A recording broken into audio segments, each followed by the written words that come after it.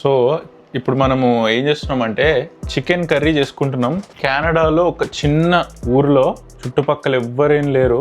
మేము టొరంటో నుంచి స్టార్ట్ అయ్యి ఇక్కడికి వచ్చే లోపల ఈ టైం అయింది. సో ఇప్పుడు లంచ్ ప్రిపరేషన్ ఆల్మోస్ట్ టైం 5:30 అవుతుంది. ఈ టైంకి చికెన్ కర్రీ ప్రిపేర్ చేసుకుంటున్నాం. కెనడాలో Telugu chicken curry, simple bachelor style chicken curry. ఒక రెండు ఉల్లిగడ్డలు, ఒక టమాటా, కొంచెం గ్రీన్ చిల్లీ కట్ చేసుకొని ఇండక్షన్ స్టవ్ మీద చికెన్ కర్రీ చేసుకుందాం.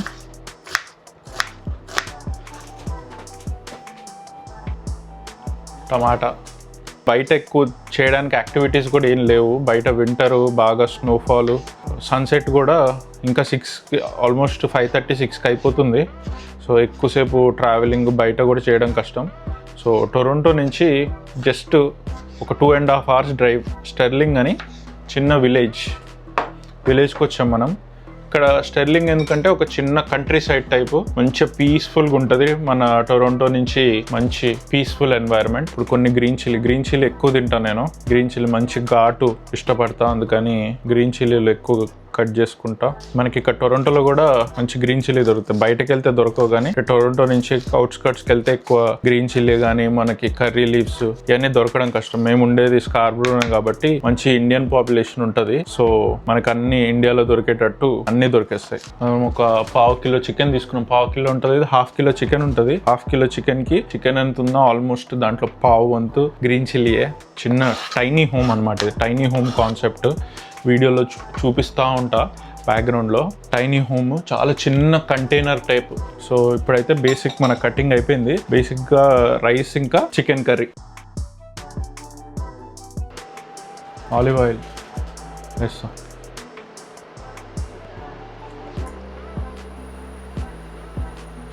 నుంచి ఫుల్ ఆయిల్ ఎక్కువ వేసుకుంటే చికెన్ కర్రీ బాగా టేస్టీగా ఉంటుంది. సో ఆయిల్ వేసాం, ఆయిల్ హీట్ ఎక్కుతుంది కొంచెం సేపు అయితే.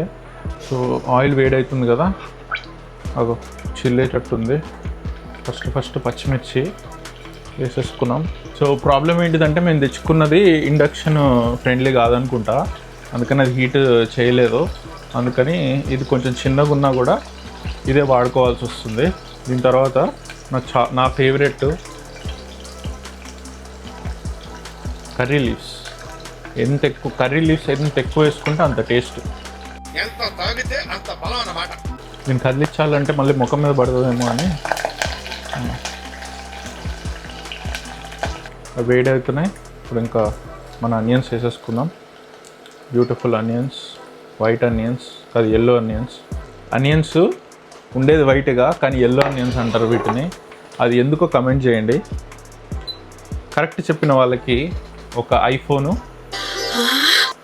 ఒక ల్యాంబర్గిని కారు, ఒక ఇల్లు, ఏవి రావు. బాగుంటుంది.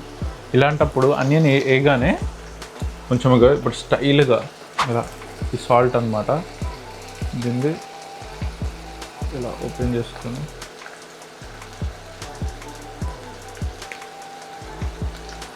ముందుగా తీసి స్టైల్గా కొంచెం సాల్ట్ వేసుకోవాలి. ఇలా మంచి గోంగూరలు వస్తున్నాయి. ఇప్పుడు ఒక ఐటమ్ మిస్సింగ్ ఉంది. ఏంటిది ఆ ఐటమ్ అంటే మన star item ginger garlic paste. ఇంట్లో నూరుకున్న జింజర్ గార్లిక్ పేస్ట్. ఇట్లా కత్తితోటి జింజర్ గార్లిక్ పేస్ట్ మరింత వేసుకుంటే మరింత టేస్ట్. మంచిగా ఆనియన్స్ మగ్గనిద్దాం. సో ఇక్కడైతే నేను ఫస్ట్ పసుపు వేసేవాడిని, వేయలేదు. ఎందుకంటే మేము కొంచెం ట్రావెల్ ఫ్రెండ్లీగా మళ్ళీ ఒక స్పూను టర్మరిక్ పౌడర్కి ఇంకొక డబ్బా ఎందుకని చెప్పి దీంట్లోనే అన్నీ మిక్స్ అనమాట.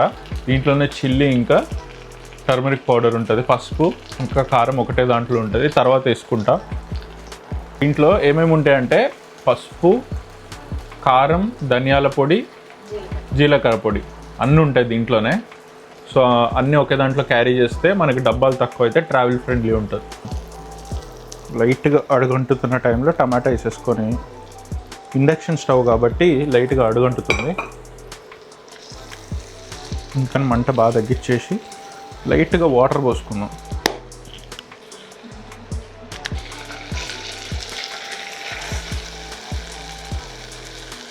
మంచిగా ఆనియన్స్ బాగా మగ్గాయి. పీస్ఫుల్గా సిటీకి కొంచెం వర్క్ స్ట్రెస్కి దూరంగా స్పెండ్ చేద్దామని చెప్పి మనం ఒక చిన్న ఊరు, ఇది స్టెర్లింగ్. ఇంకా మంచి ఫుటేజ్, అసలు ఎలా ఉంది ఎన్వైర్న్మెంట్ ఇక్కడ అవన్నీ క్యాప్చర్ చేశాను, అన్నీ చూపిస్తూ ఉంటా.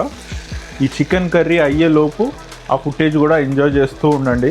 మంచిగా ఆనియన్స్ అన్నీ మంచి క్యారమలైజ్ అయిపోయినాయి. చికెన్ వేద్దాం, ఫ్రెష్ చికెను మనము టొరంటో నుంచి తీసుకొచ్చాము, మంచి ఐస్ ప్యాక్లో పెట్టుకొని. సో మేము యూజువల్లీ ఏం చేస్తామంటే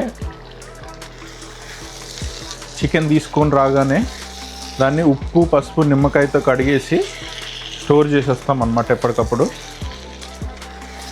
అలా అయితే ఫ్రెష్గా ఉంటుంది. ఒక మాస్టర్ షెఫ్ ఏం చెప్పాడంటే, ఒక డిష్ ఏదైనా కుక్ చేస్తున్నప్పుడు ఆ టేస్ట్ ఎలా వస్తుంది అని ఎప్పటికప్పుడు టేస్ట్ చేసుకుంటూ ఉండాలట. ఆ మాస్టర్ షెఫ్ ఎవరో కాదు, మనమే. బయట చూస్తే చీకటి పడుతుంది, కలర్ చూసారు ఎట్లుందో. ఈ స్నోకి వచ్చే పైన మూన్ లైట్కి రిఫ్లెక్షన్ అలా blue colour, dark bluish tint, చాలా బ్యూటిఫుల్గా ఉంది కదా. అది చిన్న టైనీ హోమ్, ఎవ్వరు లేరు, నిశ్శబ్దంగా ఉంది, నిశ్శబ్దంగా, నిర్మానుష్యంగా, చాలా సైలెంట్గా ఉంది, కామ్గా.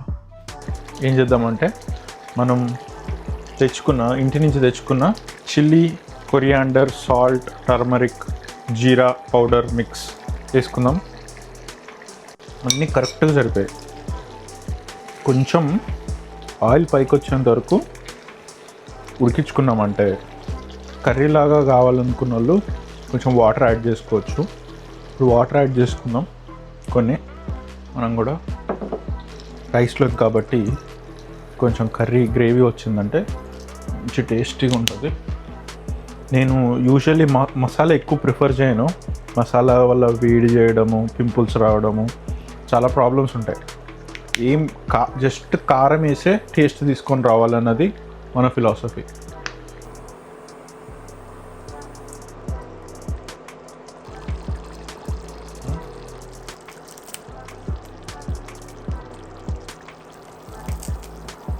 కొరియాండర్ రైస్, వేడి చికెన్ కర్రీ రెడీ. టేస్ట్ ఎలా ఉందో చూద్దాము.